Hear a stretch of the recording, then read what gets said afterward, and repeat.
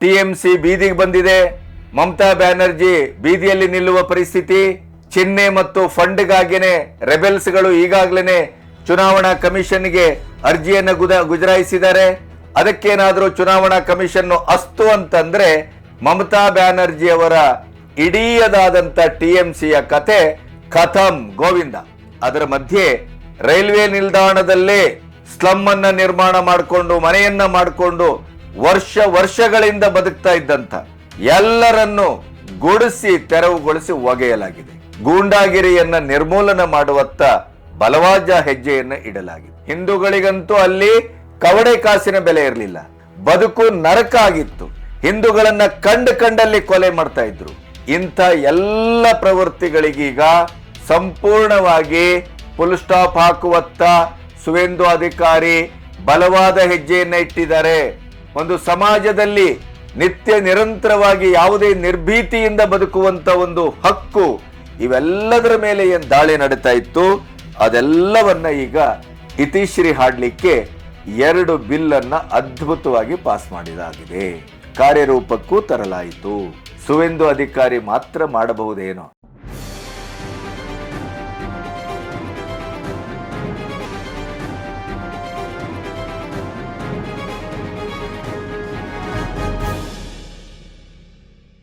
ನಮಸ್ತೆ, B Ganapati news ಚಾನಲ್ಗೆ ಸ್ವಾಗತ.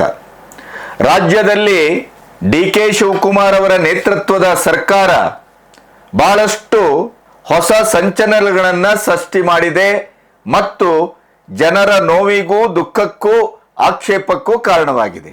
ಫುಟ್ಪಾತ್ ಅನ್ನು ತೆರವುಗೊಳಿಸುವ ಕಾರ್ಯಕ್ರಮಕ್ಕೆ ಕೃಷ್ಣ ಬೈರೇಗೌಡರು ಕೋರ್ಟಿನ ಆದೇಶದ ಅನುಸಾರ ಬಹಳ ಅದ್ಭುತವಾದಂತ ಕಾರ್ಯಾಚರಣೆಯನ್ನ ಮಾಡ್ತಾ ಇದ್ದಾರೆ. ಬೆಂಗಳೂರನ್ನ ಒಂದು ಸುಂದರವಾದಂತ ನಗರವನ್ನಾಗಿ ಕಾಣುವ ಅಪೇಕ್ಷಿತ ಜನರೆಲ್ಲರೂ ಅವರ ಬೆನ್ನಿಗೆ ನಿಂತಿದ್ದಾರೆ, ಪ್ರಶಂಸೆಯನ್ನು ಮಾಡ್ತಾ ಇದ್ದಾರೆ. ಆದರೆ ಬೀದಿ ಬದಿ ವ್ಯಾಪಾರಸ್ಥರು ಮಾತ್ರ ವಿಷ ತೆಗೆದುಕೊಳ್ತೇವೆ ಅನ್ನುವ ಮಟ್ಟಕ್ಕೆ ಪ್ರತಿಕ್ರಿಯೆಯನ್ನ ಮಾಡ್ತಾ ಇದ್ದಾರೆ, ಕಣ್ಣೀರು ಹಾಕ್ತಾ ಇದ್ದಾರೆ, ಎದೆ ಬಡ್ಕೊಂಡು ಅಳ್ತಾ ಇದ್ದಾರೆ. ಇಲ್ಲಿ ಇಂದಲ್ಲ ನಾಳೆ ಈ ಕೆಲಸ ಆಗಲೇಬೇಕಿತ್ತು ಅಂತ. ಯಾಕೆಂತಂದ್ರೆ ಬೆಂಗಳೂರಿನಲ್ಲಿ ಫುಟ್ಪಾತ್ ಅಲ್ಲಿ ನಡೆಯುವ ಪ್ರಶ್ನೆಯೇ ಎಲ್ಲಿಯೂ ಕಾಣುವುದಿಲ್ಲ. ಕೃಷ್ಣ ಬೈರೇಗೌಡರು ಹೇಳಿದ ಪ್ರಕಾರ 15,000 ಕಿಲೋಮೀಟರ್ ಈಗಾಗಲೇ ಬೆಂಗಳೂರಿನಲ್ಲಿ ಫುಟ್ಪಾತ್ ಅಲ್ಲಿ ಅಂಗಡಿಗಳಿದೆ. ನಾವು 2,000 ಕಿಲೋಮೀಟರ್ ಮಾತ್ರ ತೆರವುಗೊಳಿಸ್ತಾ ಇದ್ದಾರೆ. ಇದೇ ಪ್ರಶ್ನೆ ಇಲ್ಲಿ ಕಾಡ್ತಾ ಇರುವಂಥದ್ದು. 15,000 ಕಿಲೋಮೀಟರ್ ನಲ್ಲಿ 2,000 ಮಾತ್ರ ಯಾಕೆ ಗ್ರೇಟರ್ ಬೆಂಗಳೂರು ಅಂತ ನೀವು ಮಾಡಿಕೊಂಡು 5 ಮಹಾನಗರ ಪಾಲಿಕೆಗಳನ್ನ ವಿಂಗಡಿಸಿದವರು ಎಲ್ಲ ಕಡೆ ಕಾರ್ಯಾಚರಣೆಯನ್ನ ಮಾಡಿದ್ದೀರಿ.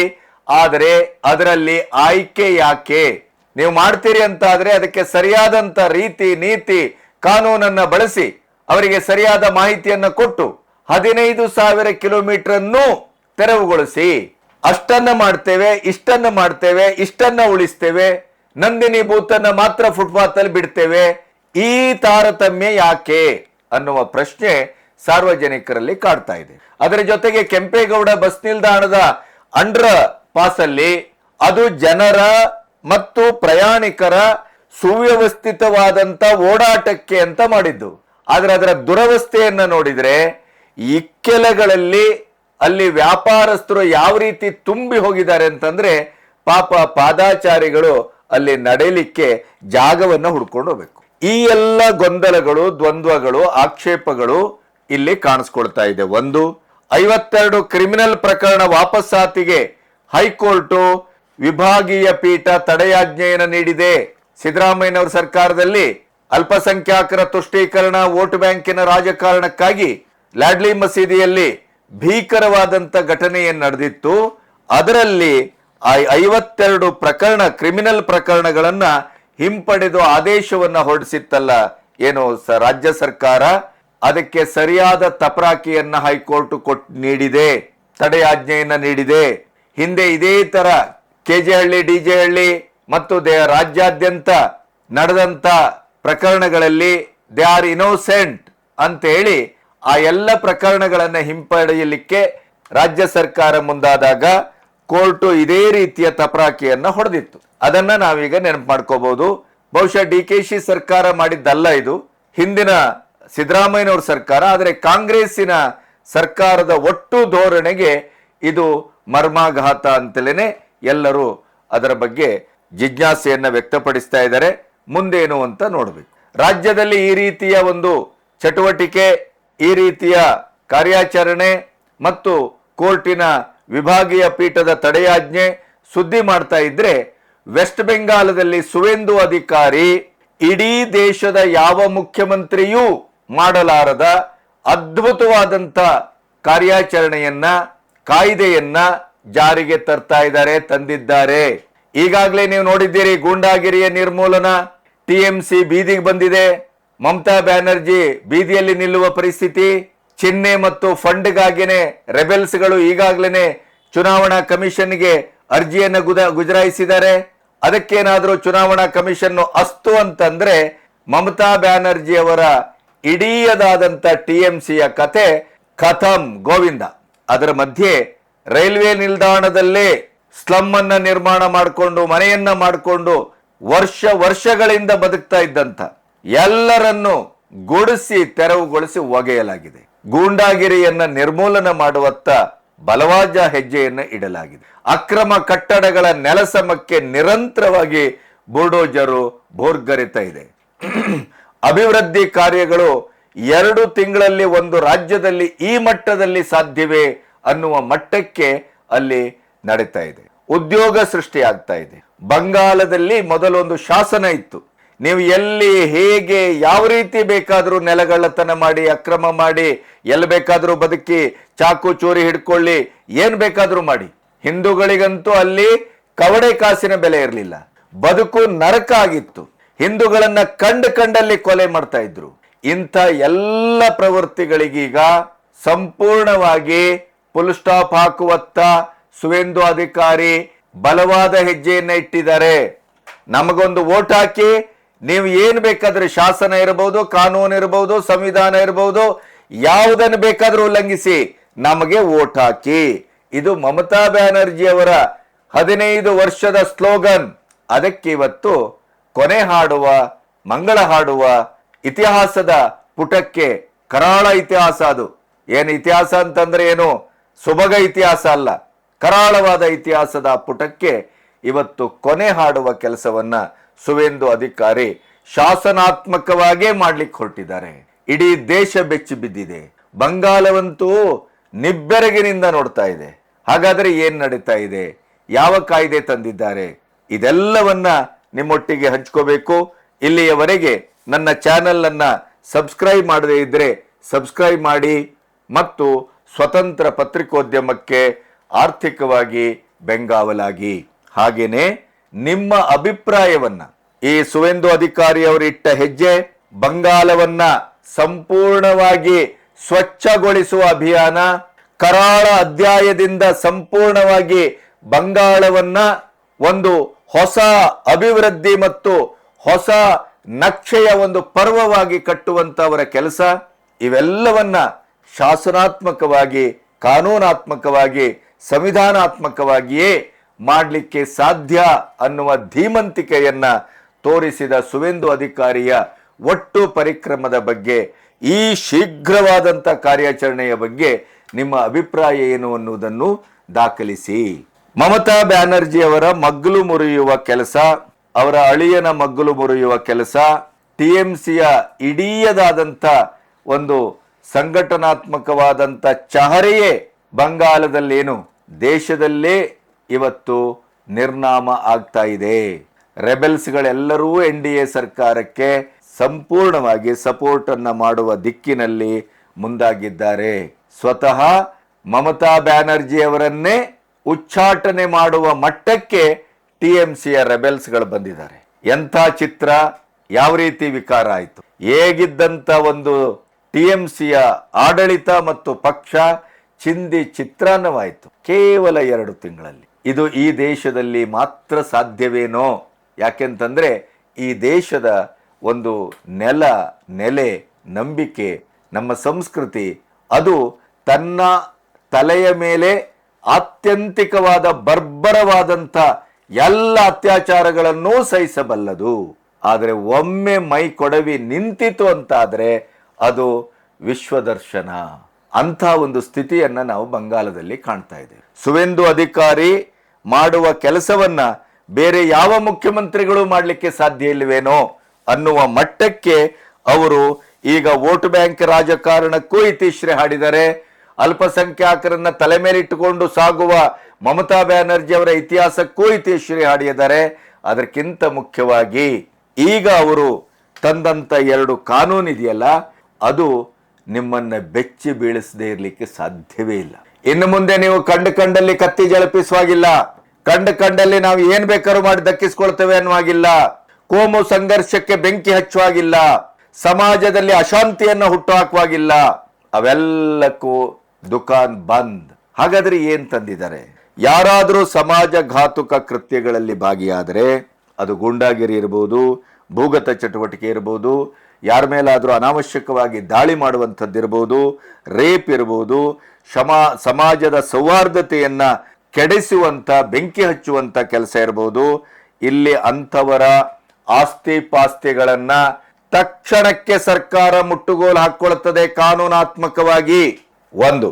2ನೇದು, ನೀವು ಯಾವ ದಾರಿಯಲ್ಲಿ ಬೇಕಾದರೂ ಹೋಗಿ 1 ವರ್ಷ ನಿಮಗೆ ಜೈಲೂಟ ಪಕ್ಕ. ಈ ಕಾನೂನನ್ನ 176 ಮತಗಳಿಂದ, 41 ಮತ ವಿರುದ್ಧ ಬಿದ್ದಿದೆ, 176 ಮತಗಳಿಂದ ಅಸೆಂಬ್ಲಿಯಲ್ಲಿ ಬಿಲ್ ಪಾಸ್ ಮಾಡಲಾಗಿದೆ.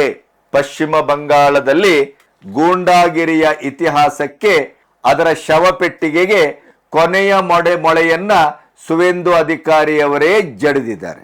ಇನ್ನು ಮುಂದೆ ಅಂತ ಕೆಲಸ ಮಾಡಲಿಕ್ಕೆ ಸಾಧ್ಯವೇ ಇಲ್ಲ. ಇನ್ನೊಂದು ಬಿಲ್ಲು, ಇದನ್ನು ತಗೊಳ್ಳಿ.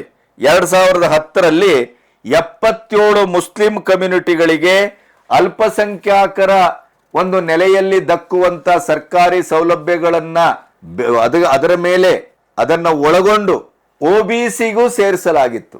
ಅಂದ್ರೆ ವೋಟಿಗಾಗಿ ನೀವು ಧರ್ಮ ರಾಜಕಾರಣ, ಮತ ರಾಜಕಾರಣ.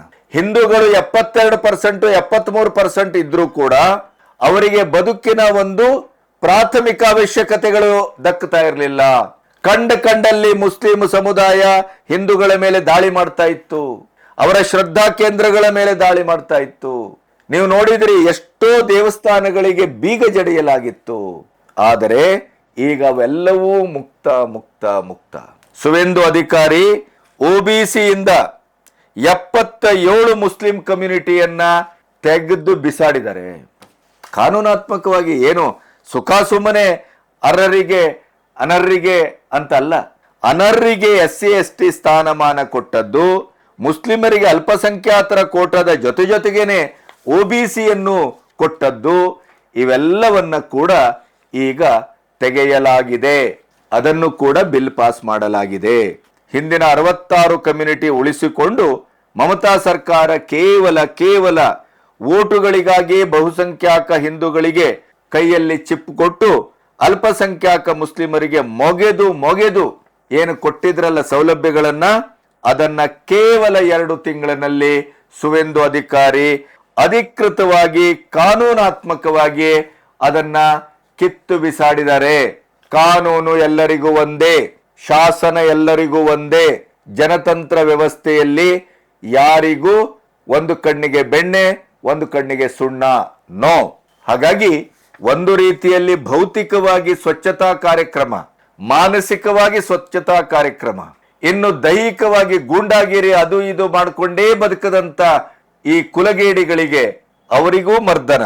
ಭದ್ರತೆ, ಶಾಂತಿ, ಸಹಬಾಳ್ವೆ, ಒಂದು ಸಮಾಜದಲ್ಲಿ ನಿತ್ಯ ನಿರಂತರವಾಗಿ ಯಾವುದೇ ನಿರ್ಭೀತಿಯಿಂದ ಬದುಕುವಂತ ಒಂದು ಹಕ್ಕು, ಇವೆಲ್ಲದರ ಮೇಲೆ ಏನ್ ದಾಳಿ ನಡೀತಾ ಇತ್ತು ಅದೆಲ್ಲವನ್ನ ಈಗ ಇತಿಶ್ರೀ ಹಾಡ್ಲಿಕ್ಕೆ 2 ಬಿಲ್ಲನ್ನ ಅದ್ಭುತವಾಗಿ ಪಾಸ್ ಮಾಡಿದಾಗಿದೆ, ಕಾರ್ಯರೂಪಕ್ಕೂ ತರಲಾಯಿತು. ಸುವೇಂದು ಅಧಿಕಾರಿ ಮಾತ್ರ ಮಾಡಬಹುದೇನೋ. ಅಸ್ಸಾಂನಲ್ಲಿ ಒಬ್ಬರಿದ್ದಾರೆ, ಸುವೇಂದು ಅಧಿಕಾರಿ ಮತ್ತು ಅಸ್ಸಾಮಿನ ಮುಖ್ಯಮಂತ್ರಿ ಮಧ್ಯೆ ಈಗ ಅಭಿವೃದ್ಧಿ ಮತ್ತು ಸಮಾಜವನ್ನ ಸ್ವಚ್ಛಗೊಳಿಸುವ ಈ ಪರಿಕ್ರಮದಲ್ಲಿ ತೀವ್ರ ಪೈಪೋಟಿ ಇದೆ. ಆಮೇಲೆ UCC ಯೂನಿಫಾರ್ಮ್ ಸಿವಿಲ್ ಕೋಡ್ ಅದು ಈಗ ಜಾರಿ ಆಗ್ತಾ ಇದೆ, ಕ್ಷಣಗಣನೆ ನಡೀತಾ ಇದೆ. ಮದುವೆ ಇರಬಹುದು, ಮಕ್ಕಳಿರಬಹುದು, ದತ್ತು ಇರಬಹುದು, ಇದ್ಯಾವುದೇ ಆದರೂ ಕೂಡ ಹಿಂದೂ ಮುಸ್ಲಿಂ ಕ್ರಿಶ್ಚಿಯನ್ ಅಂತ ಪರಿಭೇದವೇ ಇಲ್ಲ. ಏಕ ಕಾನೂನು. ಎಲ್ಲೆಲ್ಲಿ BJP ಸರ್ಕಾರ ಇದೆಯೋ ಎಲ್ಲ ಕಡೆ UCC ಜಾರಿಯಾಗಿದೆ. ಈಗ ಬಂಗಾಳದ ಸರದಿ ಅಕ್ರಮ ಓಲೈಕೆ, ವೋಟ್ ಬ್ಯಾಂಕ್ ರಾಜಕಾರಣ, ಕಾನೂನು ಶಾಸನ ಎಲ್ಲವನ್ನ ಗಾಳಿಗೆ ತೂರಿ ಕೇವಲ ಓಟು ಓಟು ಓಟು. ಅವರ ಅಕ್ರಮ ಸುಳುಕೋರರಾಗಿರ್ಲಿ, ದಗಾಕೋರರಾಗಿರ್ಲಿ, ಭಯೋತ್ಪಾದಕರಾಗಿರ್ಲಿ, ದೇಶದ್ರೋಹಿಗಳಾಗಿರ್ಲಿ, ಯಾರೇ ಆದರೂ ಕೂಡ ಪಶ್ಚಿಮ ಬಂಗಾಳದಲ್ಲಿ ರೆಡ್ ಕಾರ್ಪೆಟ್ ಸ್ವಾಗತ ಇತ್ತು. ಅದೀಗ ಮುಗಿದ ಅಧ್ಯಾಯ. ಬಹುತೇಕವಾಗಿ DK ಶಿವಕುಮಾರ್ ಅವರಿಗಿಂದಲೂ ಕೂಡ ಬಹುಶಃ ಕರ್ನಾಟಕದ ಜನತೆ ಇದನ್ನೇ ನಿರೀಕ್ಷೆ ಮಾಡಿತ್ತು. ಆದರೆ ಅವರಿಗೆ ಹೈಕಮಾಂಡು, ಲೋ ಕಮಾಂಡು, ಮಧ್ಯದ ಕಮಾಂಡು, ಇಲ್ಲಿದ್ದಂಥವರು ಸಿದ್ದು ಬಣ, DK ಬಣ, ಮಧ್ಯದಲ್ಲಿ ಒಂದು ಬಣ, ಆಮೇಲೆ ಮೇಲ್ಗಡೆ ಶಂಕದಿಂದ ತೀರ್ಥ, ಹೀಗಾಗಿ ಅವರನ್ನ ಕೈ ಕಾಲು ಎಲ್ಲವನ್ನೂ ಕಟ್ಟಾಕಲಾಗಿದೆ. ಆದರೂ ಕೂಡ ಗುಟ್ಕಾವನ್ನ ನಿಷೇಧಿಸುವ, ಪ್ರಜಾಸೇವೆಗೆ ಪ್ರತ್ಯೇಕ ಒಂದು ಇಲಾಖೆಯನ್ನೇ, ಮಂತ್ರಿಯನ್ನೇ ತೆರೆಯುವ ಬಹಳಷ್ಟು ಕನಸುಗಳನ್ನು ಅವರು ಇಟ್ಕೊಂಡಿದ್ದಾರೆ. ಆದರೆ ಸುವೇಂದು ಅಧಿಕಾರಿಯಂಥ ದಕ್ಷ ಮತ್ತೆ ಕ್ಷಿಪ್ರ ಕ್ರಾಂತಿ ಅಭಿವೃದ್ಧಿಯ ಮಹಾಪರ್ವ ಏಕಕಾಲದಲ್ಲಿ, ಅದು ಎಕ್ಸ್ಪ್ರೆಸ್ ವೇ ಇರಬಹುದು, ಇನ್ನೊಂದಿರಬಹುದು. ನೋಡಿ, ಪಶ್ಚಿಮ ಬಂಗಾಳದಲ್ಲಿ ಮಮತಾ ಬ್ಯಾನರ್ಜಿ ಅವರ ಜಂಗಲ್ ರಾಜ್ ಯಾವ ರೀತಿ ಚಾಲ್ತಿಯಲ್ಲಿತ್ತು ಅಂತಂದ್ರೆ, ಟಾಟಾದಂತ, ಬಿರ್ಲಾದಂತ ಬಹಳ ದೊಡ್ಡ ಸಂಸ್ಥೆಗಳು ಕೂಡ ಅಲ್ಲಿಂದ ವಾಪಸ್ ಬಂದವು. ತಮ್ಮ ಹೂಡಿಕೆಯನ್ನ, ಇನ್ಫ್ರಾಸ್ಟ್ರಕ್ಚರ್ ಅನ್ನೆಲ್ಲ ಕಿತ್ಕೊಂಡು ಬಂದವು. ವೆಸ್ಟ್ ಬೆಂಗಾಲದಲ್ಲಿ ನಮಗೆ ಅವರ ಸಾವಾಸವೇ ಬೇಡ ಅಂತ. ಆದರೆ ಈಗ ಸುವೇಂದು ಅಧಿಕಾರಿಯವರ ಒಟ್ಟು ಈ ಕಾರ್ಯಾಚರಣೆಯ ಪ್ರಭಾವ ಏನು, ಫಲಿತಾಂಶ ಏನು ಅಂತಂದ್ರೆ, ಎಲ್ಲ ವಾಪಸ್ಸು ವೆಸ್ಟ್ ಬೆಂಗಾಲ್ಗೆ ಬರ್ತಾ ಇದ್ದಾರೆ. ಸಾವಿರ ಕೋಟಿ ಬಂಡವಾಳ ವೆಸ್ಟ್ ಬೆಂಗಾಲ್ಗೆ ಬರ್ತಾ ಇದೆ. ಇದೇ ಅನ್ನೇ ಹೇಳಿದ್ದು ಸುವೇಂದು ಅಧಿಕಾರಿ ಚುನಾವಣೆಯ ಸಂದರ್ಭದಲ್ಲಿ. ಯಾರೆಲ್ಲ ವೆಸ್ಟ್ ಬೆಂಗಾಲದಿಂದ ಹೂಡಿಕೆಯನ್ನ ಕಿತ್ತುಕೊಂಡು ಹೋಗಿದಾರೋ, ದೊಡ್ಡ ದೊಡ್ಡ ಸಂಸ್ಥೆಗಳು ವೆಸ್ಟ್ ಬೆಂಗಾಲದಲ್ಲಿ ಶಾಂತಿ ಇಲ್ಲ, ಸೌಹಾರ್ದತೆ ಇಲ್ಲ, ಭದ್ರತೆ ಇಲ್ಲ, ಅಭಿವೃದ್ಧಿ ಶೂನ್ಯ, ಮತ್ತೆ ನಿರಂತರವಾದ ಆತಂಕ. ಆ ಕಾರಣಕ್ಕಾಗಿ ನಾವಿಲ್ಲಿ ಕೆಲಸ ಮಾಡ್ಲಿಕ್ಕೆ ಸಾಧ್ಯ ಇಲ್ಲ ಅಂತ ಹೇಳಿ ಎಲ್ಲ ಹೂಡಿಕೆದಾರರೇನು ವಾಪಸ್ ಹೋಗಿದ್ರು, ಅವರನ್ನೆಲ್ಲ ಮತ್ತೆ ತರುವ ಕೆಲಸವನ್ನ ನಾನು ಮಾಡ್ತೇನೆ, ನನಗೆ ಓಟ್ ಕೊಡಿ. ಇದು ಸುವೇಂದು ಅಧಿಕಾರಿಯವರ ಘೋಷಣೆಯಾಗಿತ್ತು, ಪ್ರತಿಜ್ಞೆಯಾಗಿತ್ತು. ಅದನ್ನ ಈಗ ಸಾಕಾರ ಮಾಡ್ತಾ ಇದ್ದಾರೆ. ಟಾಟಾದಿಂದ ಹಿಡಿದು ಎಲ್ಲಾ ದೊಡ್ಡ ದೊಡ್ಡ ಸಂಸ್ಥೆಗಳು ಬಂಗಾಳಕ್ಕೆ ವಾಪಸ್ ಬರ್ತಾ ಇವೆ. ಉದ್ಯೋಗ ಸೃಷ್ಟಿಯಾಗ್ತಾ ಇದೆ, ಹೊಸ ಬೆಳಕು ಚೆಲ್ತಾ ಇದೆ, ಭರವಸೆ ಸಂಪೂರ್ಣವಾಗಿ ವೆಸ್ಟ್ ಬೆಂಗಾಲದಲ್ಲಿ ನೆಲದ ಗುಣವಾಗಿದೆ, ಪ್ರಜ್ಞೆಯಾಗಿದೆ. ವೆಸ್ಟ್ ಬೆಂಗಾಲ್, ಪಶ್ಚಿಮ ಬಂಗಾಳ ಇವತ್ತು ಬೆಳಕನ್ನ ಕಾಣ್ತಾ ಇದೆ. ಅದರ ಮಧ್ಯೆ TMC ಮಹುವಾ ಮೈತ್ರ ಮೇಲೆ ಇದು ಏನು ಮೊಟ್ಟೆ ದಾಳಿಯಾದದ್ದು, ಅದಕ್ಕೆ ಬಿಜೆಪಿ ಅವರು ತಿರುಗೇಟು ಕೊಟ್ಟದ್ದು. ಮೊಟ್ಟೆಯನ್ನ ಯಾವುದೇ ಮೆಟಲ್ ಡಿಟೆಕ್ಟ್ ಮಾಡ್ತಾ ಇಲ್ಲ. ಕಿಸೆಯಲ್ಲಿ ಮೊಟ್ಟೆ ಇಟ್ಕೊಂಡು ನಾವೇನ್ ಮಾಡಬೇಕು? ಆಮೇಲೆ ಮೊಟ್ಟೆ ಸಹವಾಸಕ್ಕೂ ಬಿಜೆಪಿಗೂ ಯಾವ ಸಂಬಂಧವೂ ಇಲ್ಲ. TMCಯ ಶಾಸಕರ ಮೇಲೋ ನಾಯಕರ ಮೇಲೋ ಮೊಟ್ಟೆಯನ್ನ ಬಿಸಾಡ್ತಾ ಇದ್ದಾರೆ. ಹಾಗಾಗಿ TMCಯೇ ಈ ಮೊಟ್ಟೆ ಎಲ್ಲಿಂದ ಬರುತ್ತೆ, ಹೇಗೆ ಬಿಸಾಡ್ತಾರೆ ಅದನ್ನ ಸರ್ಚ್ ಮಾಡೋದು ಒಳ್ಳೇದು, ಹುಡುಕೋದು ಒಳ್ಳೇದು. ಮತ್ತೆ ದೇಶದಲ್ಲಿ ಮೆಟಲ್ ಡಿಟೆಕ್ಟರ್ ಮೊಟ್ಟೆಯನ್ನು ಕೂಡ ಶೋಧಿಸುವಂಥದ್ದು ಈವರೆಗಿಲ್ಲ, ಅದಿನ್ನು ಮುಂದೆ ಬರಬೇಕಾಗಬಹುದು ಅನ್ನುವಂಥ ಮಾತನ್ನು ಕೂಡ ಬಿಜೆಪಿ ತಿರುಗೇಟಿನ ರೂಪದಲ್ಲಿ ಕೊಟ್ಟಿದೆ. ಹಾಗಾಗಿ ಸುವೇಂದು ಅಧಿಕಾರಿಯವರ ಕೇವಲ 2 ತಿಂಗಳ ಅಧಿಕಾರದಲ್ಲಿ, ಈ ವರ್ತಮಾನದಲ್ಲಿ, ಇಂದಿನ ಒಂದು ಸಂದಿಗ್ಧ ಪರಿಸ್ಥಿತಿಯಲ್ಲೂ ಕೂಡ ಗಡಿಯನ್ನೂ ಭದ್ರಗೊಳಿಸಬಹುದು, ಚಿಕನ್ ನೆಕ್ ಅನ್ನು ಕೇಂದ್ರಕ್ಕೆ ಹಸ್ತಾಂತರ ಮಾಡಬಹುದು, 600 ಕಿಲೋಮೀಟರ್ ಲೇಸರ್ ಬೇಲಿಯನ್ನು ಹಾಕಬಹುದು. ಬಂಗಾಳದಲ್ಲಿ ಮಮತಾ ಬ್ಯಾನರ್ಜಿಯವರ ಪುನರುದ್ಧಾರಕ್ಕಾಗಿ ಪುನರ್ಜನ್ಮಕ್ಕಾಗಿ ಬಾಂಗ್ಲಾದೇಶದಲ್ಲಿ ಏನು ಭಯಂಕರ ಮೆರವಣಿಗೆ ಮಾಡ್ತಾ ಇರುವಂತ ಪಟಿಂಗರನ್ನ, ಭಾರತ ವಿರೋಧಿಗಳನ್ನ, ಭಯೋತ್ಪಾದಕರನ್ನ ಏಕಗಂಟಿನಲ್ಲಿ ಅಮಿತ್ ಶಾ ಅವರ ಸಹಕಾರದೊಟ್ಟಿಗೆ ಮಟ್ಟ ಹಾಕಬಹುದು. ಅದರ ಜೊತೆಗೆ ಅಭಿವೃದ್ಧಿಯನ್ನೂ ಮಾಡಬಹುದು, ಅದರ ಜೊತೆಗೆ ಸ್ವಚ್ಛತೆಯನ್ನೂ ಮಾಡಬಹುದು. ಇಡೀಯದಾಗಿ ಭ್ರಷ್ಟಾಚಾರದ, ಗೂಂಡಾಗಿರಿಯ, ಸ್ವಜನ ಪಕ್ಷಪಾತದ, ವೋಟ್ ಬ್ಯಾಂಕ್ ರಾಜಕಾರಣದ, ಹಿಂದೂಗಳ ಮೇಲಿನ ಮಾರಣ ಹೋಮದ ಈ ಎಲ್ಲ ಹೊಲಸಿನ ಹೊಂಡವಾಗಿ, ಕರಾಳ ಕೂಪವಾಗಿ ಬಂಗಾಳದಂತ ಒಂದು ಸಾಂಸ್ಕೃತಿಕ ಸಾಮ್ರಾಜ್ಯ ಮುಳುಗೋಗ್ತಾ ಇತ್ತಲ್ಲ. ಭಾರತದ ಒಟ್ಟು ಅಖಂಡತೆಗೆ, ಭದ್ರತೆಗೆ, ಭವ್ಯತೆಗೆ, ದಿವ್ಯತೆಗೆ ಏನು ಒಂದು ಸವಾಲಾಗಿತ್ತಲ್ಲ ಅದನ್ನ 2 ತಿಂಗಳಲ್ಲಿ ಸರಿಪಡಿಸಬಹುದು ಅನ್ನುವಂಥ ಒಂದು ಅಭಿಯಾನವನ್ನ, ಪರಿಕ್ರಮವನ್ನ ದೇಶ ಪ್ರಪಂಚ ನಿಬ್ಬೆರಗುಗೊಳಿಸುವ ಹಾಗೆ ಸುವೇಂದು ಅಧಿಕಾರಿ ಅದನ್ನು ಕಾರ್ಯರೂಪಕ್ಕೆ ತಂದಿದ್ದಾರೆ ಅಂತಾದರೆ, ತರ್ತಾ ಇದ್ದಾರೆ ಅಂತಾದರೆ, ಅದೆಂಥ ಎದೆಗಾರಿಕೆ ರೀ, ಅದೆಂಥ ದೇಶ ಪ್ರೇಮ, ಅದೆಂಥ ಬಂಗಾಲದ ಪ್ರೇಮ, ಅದೆಂಥ ಜನಪ್ರೇಮ. ಅದನ್ನ ದೇಶದ ವಿವಿಧ ರಾಜ್ಯಗಳ ಮುಖ್ಯಮಂತ್ರಿಗಳು ಅರ್ಥ ಮಾಡಿಕೊಂಡ್ರೆ ಈ ದೇಶ ಸುಭಿಕ್ಷವಾಗುವುದರಲ್ಲಿ, ರಾಮರಾಜ್ಯ ಆಗುವುದರಲ್ಲಿ, ವಿಶ್ವದ ನಂಬರ್ 1 ಅಭಿವೃದ್ಧಿ ಹೊಂದಿದ ದೇಶ ಆಗುವುದರಲ್ಲಿ 47ಕ್ಕೆ ಕಾಯಬೇಕಾಗಿಲ್ಲ, ಅದಕ್ಕಿಂತ ಮೊದಲೇ ಆಗತ್ತೆ ಅನ್ನುವ ವಿಶ್ವಾಸವನ್ನು ಸುವೇಂದು ಅಧಿಕಾರಿ ನಮ್ಮ ಮುಂದೆ ತೆರೆದಿಟ್ಟಿದ್ದಾರೆ. ನಿಮಗೇನನ್ನಿಸ್ತೆ? ನಿಮ್ಮ ಪ್ರತಿಕ್ರಿಯೆ ಏನು? ನಿಮ್ಮ ಅಂಬೋಣ ಏನು? ಅದನ್ನು ಸ್ಪಷ್ಟವಾಗಿ ಕಮೆಂಟ್ ಮೂಲಕ ದಾಖಲಿಸಿ ಮತ್ತು ಈ ವಿಡಿಯೋವನ್ನು ಕೊನೆಯವರೆಗೂ ನೋಡಿ, ಅದನ್ನು ಶೇರ್ ಮಾಡಿ, ಬೆಲ್ಲೈಕನ್ ಒತ್ತಿ ಮತ್ತು ನಮ್ಮ ಚಂದಾದಾರರಾಗಿ ಆರ್ಥಿಕವಾಗಿ ನೆರವನ್ನು ನೀಡುವ ಮೂಲಕ ಸ್ವತಂತ್ರ ಪತ್ರಿಕೋದ್ಯಮದ ಬೆನ್ನನ್ನು ಗಟ್ಟಿ ಮಾಡಬೇಕು ಅನ್ನುವ ಅರಿಕೆಯೊಂದಿಗೆ ನನ್ನ ಮಾತನ್ನು ಮುಗಿಸ್ತಾ ಇದ್ದೇನೆ. ನಮಸ್ತೆ.